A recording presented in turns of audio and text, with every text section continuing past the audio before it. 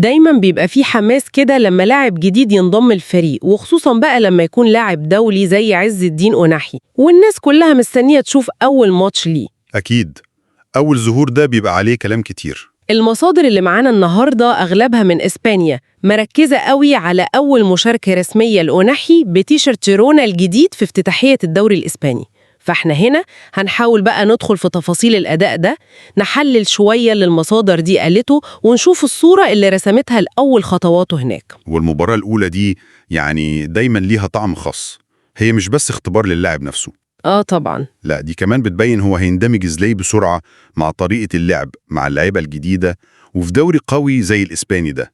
فالانطباع الأول ده مهم قوي لمستقبل اللاعب مع النادي. طيب خلينا نمسك الموضوع ده ونفصصه كده. الماتش كان جيرونا على ملعبه ضد سيلتا فيجو. المصادر بتقول إن النتيجة خلصت تعادل 1-1. تمام. ورغم إن جيرونا مكسبش، بس المصادر الإسبانية بتقول كان في تركيز إعلامي واضح قوي على أناحي بالذات. وده طبيعي جدا بصراحة، لاعب جاي وعنده سمعة كويسة فالعيون كلها بتبقى عليه.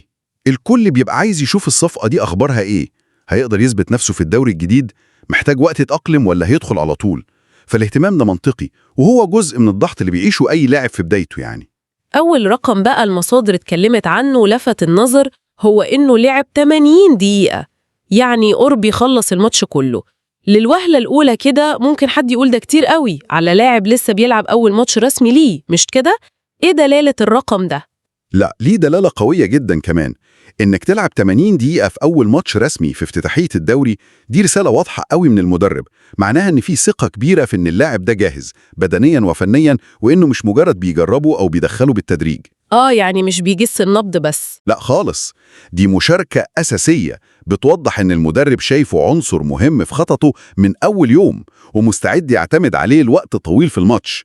ده أكبر بكتير من فكرة المشاركة الرمزية أو إنه ينزل آخر ربع ساعة مثلا. فعلا نقطة مهمة قوي دي، يعني المدرب بيعتمد عليه فعلا كأنه لاعب قديم في الفريق، وده لوحده بيدي إشارة كويسة عن فترة الإعداد، أو يمكن الانطباع اللي المدرب كونه عنه قبل بداية الموسم. بالظبط كده. والثقة دي أكيد مبنية على اللي شافه منه في التمارين، ويمكن ماتشات ودية لو كان لعب، لكن إنه يبدأ بيه أساسي ويلعبه 82 دقيقة في ماتش رسمي، دي ليها وزن أكبر بكتير، بتقول مكانته إيه دلوقتي في حسابات الجهاز الفني، ودي بداية بتدي اللاعب نفسه دفعة معنوية حلوة قوي. تمام. نيجي للنقطة التانية اللي المصادر وصفتها إنها كانت بارزة. لمس الكورة 61 مرة خلال ال 82 دقيقة دول، 61 لمسة. الرقم ده بيقول إيه عن دوره في الملعب وتأثيره؟ بصي، 61 لمسة في 82 دقيقة للاعب خط وسط، ده معدل عالي جدا وممتاز الصراحة، خصوصا في أول ماتش. الرقم ده مش مجرد إحصائية بنقولها وخلاص، لا ده بيترجم لحاجات عملية في الملعب. معناه إن اللاعب كان بيطلب الكرة دايما، وزمايله كانوا بيدوروا عليه عشان يسلموا له الكرة، وإنه كان موجود في مناطق مختلفة في الملعب وبيشارك في بناء اللعب. يعني ما كانش لاعب شبح كده أو تايه في الملعب. يعني ما كانش بيتدرى من الكورة، بالعكس ده كان هو المحطة اللي الفريق عايز يوصل لها. بالظبط. الرقم ده بيقول إنه دخل في مود الماتش بسرعة، وقدر يفرض نفسه كحلقة وصل مهمة في خط النص. لاعب بيلمس الكرة بالمعدل ده غالبا هو اللي بيحاول يظبط رتم اللعب، بيستلم تحت ضغط وبيبدأ الهجمات. ده مؤشر قوي إنه اندمج بسرعة في طريقة لعب الفريق، وإن زمايله وثقوا فيه بسرعة لدرجة إنهم بيبصوا كتير كده من أول ماتش. طيب ولو ربطنا ده بال 82 دقيقة اللي لعبهم، الصورة بتبتدي توضح أكتر. لاعب أساسي لوقت طويل، وكمان محور نشط في استلام وتوزيع الكرة. ده يخلينا ندخل على النقطة اللي بعدها، واللي المصادر اعتبرتها يمكن الأهم في تقييم مساهمته الهجومية.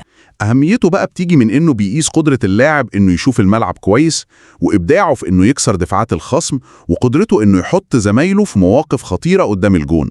دي مش أي باص وخلاص، دي باص بتغير شكل الهجمة تماماً. وجود تمريرتين من النوع ده في أول ماتش ليه، المصادر اعتبرت ده دليل على إن عنده لمسة إبداعية واضحة. هل ده يعتبر معدل كويس للاعب في أول ظهور؟ يعتبر معدل كويس جدا ومبشر قوي الصراحة. إنك في أول ماتش ليك ولسه بتتأقلم على الدنيا والزملاء وطريقة اللعب، وتقدر تعمل فرصتين خطورتين بالشكل ده، ده بيعكس جودة عالية في اتخاذ القرار تحت ضغط، ورؤية كويسة للملعب. في لعيبة كتير ممكن تلمس الكرة كتير قوي، بس مش كلهم بيقدروا يترجموا اللمسات دي لفرص حقيقية. التمريرات المفتاحية دي بقى هي اللي بتفرق بين اللاعب اللي بيحافظ على الكورة وخلاص واللاعب اللي بيصنع الفارق في التلت الأخير من الملعب. يعني ده بيضيف بعد تاني لأدائه، مش مجرد لاعب بيحافظ على دوران الكورة زي ما رقم 61 لمسة ممكن يوحي، لا ده كمان لاعب عنده القدرة على إنه ياخد ريسك محسوب ويباصي الباص اللي يخلص. ده بيخلينا نفهم أكتر ليه الإعلام الإسباني ركز عليه قوي. تماماً. النوع ده من الباصات هو اللي الجمهور والمحللين بيحبوه، لأنه بيلاقي حلول وبيفتح اللعب المقفول أحياناً.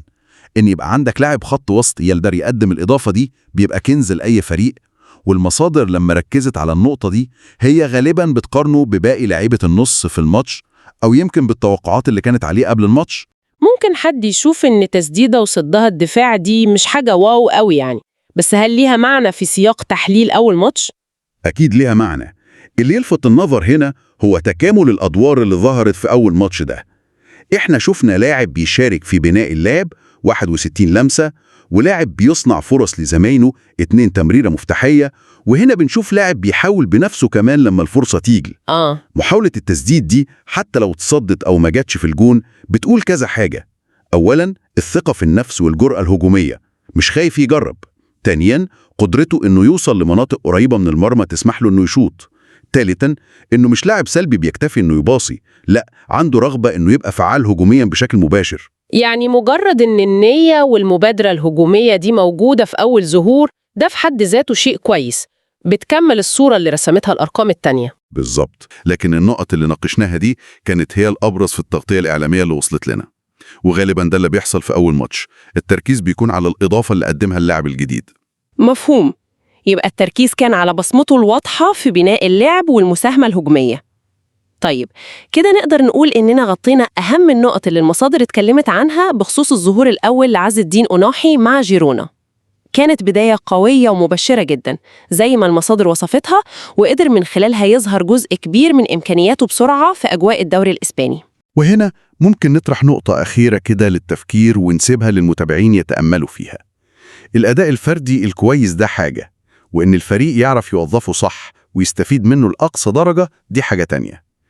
السؤال المفتوح للمستقبل هو لحد فين الأداء القوي والملفت ده في أول ماتش ممكن يتحول لاستمرارية وثبات على مستوى عالي يخليه فعلا واحد من الأعمدة الأساسية والمؤثرة في جيرونا الموسم ده؟ وهل وجود لاعب بالخصائص الإبداعية بتاعت أوناحي دي ممكن يفتح الباب لتطور تكتيكي معين أو تغيير في أسلوب لعب خط وسط جيرونا عشان يستفيدوا من قدراته دي بشكل أكبر قدام تحديات الموسم المختلفة؟ دي أسئلة طبيعية جدا، والإجابات عليها هنبتدي نشوفها ماتش ورا ماتش.